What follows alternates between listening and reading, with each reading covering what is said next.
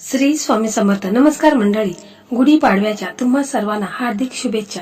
आणि तुमच्या मुलांचं, मुलीचं, भावाचं, बहिणीचं लग्न हे लवकरात लवकर ठरू दे एवढी स्वामीचरणी प्रार्थना. तर मंडळी, आजचा जो विषय आहे तर खूपच असा महत्वाचा आहे, म्हणजे लग्नाबद्दल, मुलांच्या लग्नाबद्दल जे काही अडचणी आहेत, समस्या आहेत, तर त्या दूर होऊन मुलांचं लग्न हे लवकरात लवकर होईल, असा हा प्रभावी परंतु खूप चमत्कारी उपाय आजच्या व्हिडिओमध्ये मी तुम्हाला सांगणार आहे. अशी पोटली आपल्याला तयार करायची आहे ज्यामुळे मुलांच्या कुंडलीमध्ये कितीही भयंकर दोष असेल, राहू केतू, त्याचप्रमाणे कालसर्प दोष असला किंवा नजर दोष असू दे, कोणताही दोष असेल तर तो दूर होईल. खूप प्रभावी आणि चमत्कारी उपाय आहे. अशी पोटली आपल्याला तयार करायची आहे आणि ती एका ठिकाणी आपल्याला ठेवायची आहे.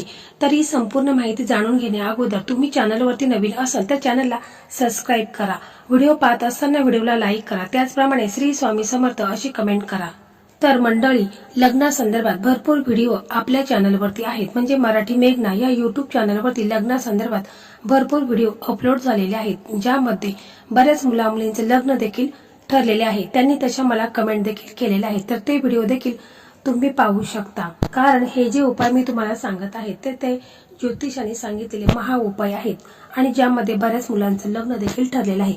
आणि आजचा उपाय खूपच असा प्रभावी आणि 100% मुलांचं लग्न होणारच. फक्त मी सांगेल त्याप्रमाणे तुम्हाला उपाय करायचा आहे. मी तुम्हाला गॅरंटी देते की मुलांचं लग्न हे 100% होणारच. तर या उपायासाठी आपल्याला फक्त एक पिवळा रुमाल लागणार आहे आणि आपल्याला फक्त एक मूठभर चणा डाळ लागणार आहे, थोडंसं केशर लागणार आहे. एवढंच साहित्य आपल्याला लागणार आहे, बाकी दुसरं काही लागणार नाही. थोडक्यात तुम्हाला हा उपाय मी सांगणार आहे. तर पहा, हा उपाय मुलाची आई करू शकते, काकी करू शकते, बहीण करू शकते, कोणीही हा उपाय करू शकतात. मुलं स्वतः असेल तर ते देखील हा उपाय करू शकतात. परंतु उपाय करत असताना पूर्ण श्रद्धेने, विश्वासाने उपाय करायचा असतो, कारण उपायापेक्षा श्रद्धा असणे जास्त महत्वाचं असतं. तर मुलांच्या लग्नाला विलंब का होत आहे, तर कुंडलीमध्ये जे काही ग्रह दोष आहे, पितृदोष आहे, नजर दोष आहे किंवा कालसर्प दोष आहे, यामुळे मुलांच्या लग्नामध्ये काही ना काही प्रॉब्लेम येत असतात आणि ठरलेलं लग्न देखील मोडत असतं. तर आपण आज जो उपाय करणार आहोत, ज्यामुळे मुलांच्या कुंडलीमध्ये कितीही भयंकर परिस्थिती असू द्या, कालसर्प दोष असू द्या, नजर दोष असू द्या, पितृदोष असू द्या, तर ते संपूर्ण दूर होईल आणि मुलांचं लग्न हे लवकरात लवकर होईल. आणि हा उपाय केल्याने मुलांना स्थळ यायला सुरुवात होईल. तर गुढीपाडवा आहे आणि त्यामध्ये गुरुवार देखील आलेला आहे.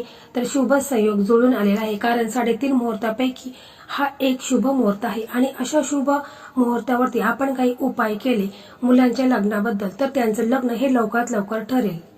तर पहा, मुलगी असू द्या किंवा मुलगा असू द्या, लग्नामध्ये त्यांना भरपूर प्रॉब्लेम येत असतात. तर काय करायचं आहे की रोजच्या रोज तुम्ही आंघोळ करता, त्या आंघोळीच्या पाण्यामध्ये चिमूटभर तुम्हाला हळद टाकायची आहे आणि मग आंघोळ करून घ्यायची आहे. शक्यतो तुम्ही गुरुवारी पिवळे कपडे हे आवर्जून घालायचेच आहेत. जर शक्य नसेल तर पिवळा रुमाल हा जवळपास तुम्हाला ठेवायचा आहे. आंघोळ केल्यानंतर तुम्हाला सूर्यदेवांना अर्घ्य द्यायचा आहे. तर एक लोटा घ्यायचा आहे, त्याच्यामध्ये ताजं पाणी घ्यायचं आहे आणि त्याच्यामध्ये चिमूटभर हळद टाकायची आहे. सूर्यदेवांना अर्घ्य द्यायचा आहे. अर्घ्य देता वेळेस ओम सूर्यदेवाय नमः हा मंत्र म्हणायचा आहे, किंवा तुम्हाला कोणता मंत्र येत असेल तो तुम्ही म्हणायचा आहे आणि 3 वेळा प्रदक्षिणा मारायच्यात. यामुळे तुमच्या कुंडलीमध्ये कितीही भयंकर दोष असेल तर तो दूर होईल आणि यामुळे गुरुग्रह हा मजबूत होईल. आणि त्याचबरोबर आपण हे काही उपाय करतो तर त्या उपायाचा असर देखील होईल. तर पहा, हा उपाय मुलाची आई करत असेल किंवा मुलं स्वतः करत असेल तर गुरुवारी सकाळी लवकर उठायचं आहे. कारण बघा, कोणताही उपाय जर आपण सकाळी केला तर सकाळचे वातावरण खूप असे प्रसन्न असते आणि अशा प्रसन्न वातावरणामध्ये आपण काही उपाय केले तर त्याचे फळ देखील आपल्याला तात्काळ मिळत असते. तर मग आपण आपल्या देवघरासमोर एक आसन टाकायचं आहे, तिथे बसायचं आहे. प्रथम आपण श्री हरी विष्णू, माता लक्ष्मी आणि श्री गणपती बाप्पा यांची पूजा करायची आहे. त्याचप्रमाणे श्री स्वामी समर्थ महाराज आहेत, त्यांची आपण पूजा करायची आहे. त्यांना तुम्ही पंचामृताने अभिषेक करून घ्यायचा आहे. प्रथम एक तुपाचा आपण दिवा लावायचा आहे, अगरबत्ती लावायची आहे आणि मग अभिषेक वगैरे झाल्यानंतर त्यांना पिवळी फुले, थोडीशी पिवळी मिठाई असेल ती अर्पण करायची आहे. आणि श्री हरी विष्णू माता लक्ष्मीला मुलांच्या लग्नाबद्दल बोलायचं आहे की माझ्या मुलांच्या लग्नात जे काही अडथळे निर्माण झालेले आहेत, कुंडलीमध्ये भयंकर कोणता ना कोणता दोष आहे तो दूर होऊन माझ्या मुलांचं लग्न हे लवकरात लवकर ठरू द्या, असं तुम्हाला श्री हरी विष्णू माता लक्ष्मीला, त्याचप्रमाणे प्रथम पूजनीय गणपती बाप्पा आणि श्री स्वामी समर्थ महाराज यांना तुम्हाला हात जोडून प्रार्थना करायची आहे. त्याच्यानंतर तुम्हाला एक पिवळा कापड किंवा रुमाल असेल तर तो घ्यायचा आहे. म्हणजे चौरंग असेल त्याच्यावरती तुम्हाला तो पिवळा रुमाल ठेवायचा आहे. त्या रुमालामध्ये तुम्हाला एक मूठभर चणा डाळ ठेवायची आहे. त्याचप्रमाणे थोडासा केशर असेल तर केशर थोडासा त्याच्यामध्ये ठेवायचा आहे. आणि 7 हळकुंड आपल्याला त्याच्यामध्ये ठेवायचे आहेत. हळकुंड घेताना व्यवस्थित घ्यायची आहे, चिरलेली किंवा तुटलेली वगैरे घ्यायची नाही. व्यवस्थित पाहूनच तुम्हाला 7 हळद कुडे घ्यायचे आहेत. आणि मग त्याची आपल्याला एक पोटली तयार करायची आहे. त्याला कलावा बांधून एक पोटली तयार करून घ्यायची आहे आणि ती एका प्लेटमध्ये आपल्याला ठेवायची आहे. त्या पोटलीला आपल्याला हळद कुंकू अक्षता अर्पण करायचे आहेत. धूप दीपनी ओवाळायची आहे. त्याच्यानंतर एका प्लेटमध्ये ती पोटली ठेवायची आहे. एक दिवा घ्यायचा आहे, अगरबत्ती घ्यायची आहे. पिवळी फुले असतील किंवा हार असेल तर तो देखील आपल्याला घ्यायचा आहे. आणि आपल्याला श्री हरी विष्णूंच्या मंदिरामध्ये जायचं आहे.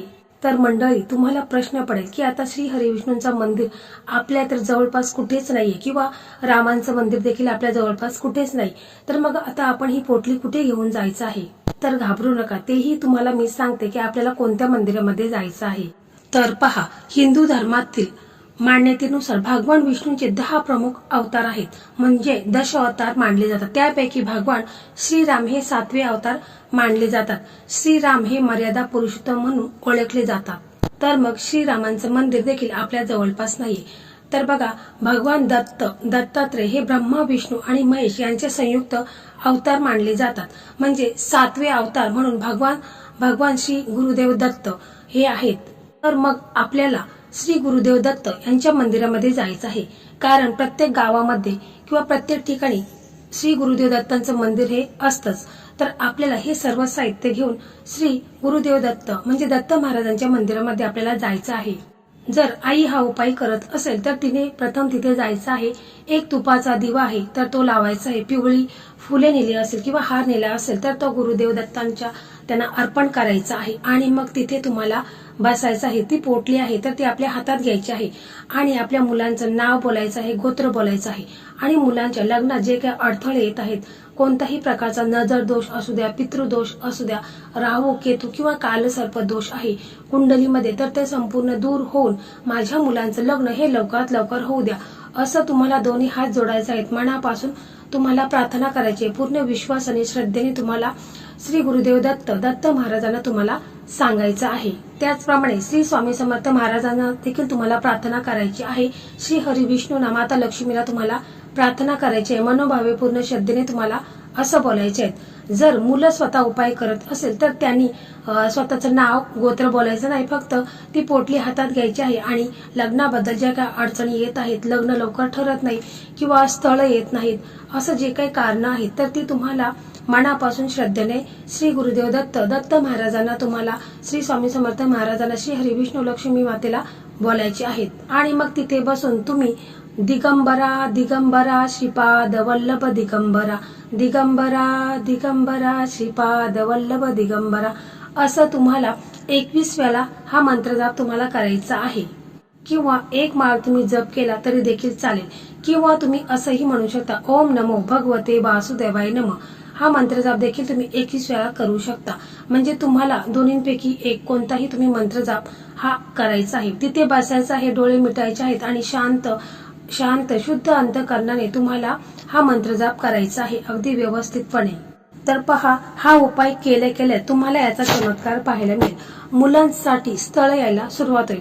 परंतु हेही लक्षात ठेवा का हा उपाय तुम्हाला 7 गुरुवार आवर्जून करायचा आहे. 7 गुरुवार केला तर 7व्या गुरुवारी तुम्हाला समजेल की तुमच्या मुलांचं लग्न हे ठरलेलं आहे. खूप प्रभावी आणि चमत्कारी हा उपाय आहे. या उपायामुळे 100% मुलांचं लग्न हे होणारच, याची मी तुम्हाला गॅरंटी देते. फक्त पूर्ण श्रद्धेने, विश्वासाने करा. तर मंडळी, अशा प्रकारे आजचा हा व्हिडिओ होता. हा व्हिडिओ तुम्हाला कसा वाटला कमेंटमध्ये नक्की सांगा.